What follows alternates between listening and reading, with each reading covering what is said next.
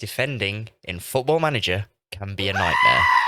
You move your defensive line up, you concede a load of goals from through balls. So you move your defensive line back.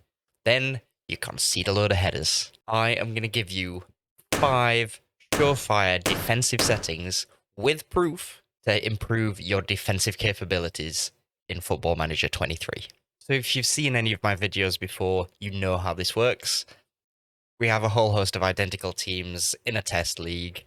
Allows us to test all kinds of different formations, all kinds of different settings, produce some pretty graphs, and be able to come to you with key bits of information on what really makes a difference in the tactics department. So number 1, pressing.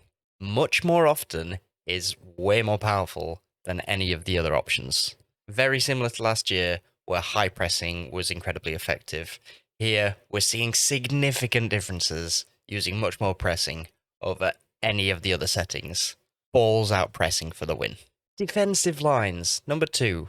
So when I looked at a host of defensive lines for both the front line and your back line and how much they squeeze up, we didn't find any standout competitors here, except low.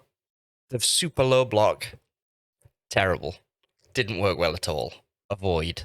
So I wanted to combine the two and really look at what is most effective with our much more pressing option. And do any of these lines actually have a better synergy with much higher pressing? And the answer here is yes, there is an option. So there's much better synergy with a high press and much more often pressing. So super high pressing, pushing everybody up. That is the most effective, and it becomes less effective as you drop those defensive lines down a bit. Now, for me, I'd think, surely I'm opening myself up to conceding lots of through balls and lots of through ball goals. Well, yes, that is how you concede them, but you're still going to concede through ball goals no matter where your defensive line is, I find. And what having this much higher line does is it actually gives your defenders a much larger distance to try and get back and put in a recovery tackle than if you've got a much lower line and they're slipping a through ball through straight into the penalty box. By the way, if these are useful, or you think I'm totally wrong, come join the Discord and tell me about it. I'll leave the link down below. I'll also post all the graphs from today's video in. There's a bit of a resource for everybody in there. Number 4, pressing settings, so trapping and stopping crosses. None of these showed any benefits over just a standard setting with none of these settings on.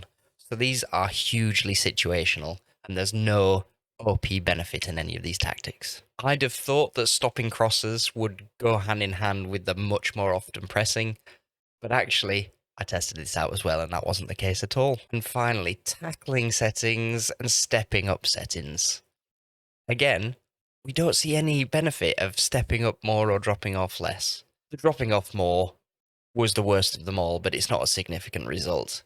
However, staying on your feet when tackling was much more advantageous than either doing nothing at all or getting stuck in. So sensible tackling is the way forward.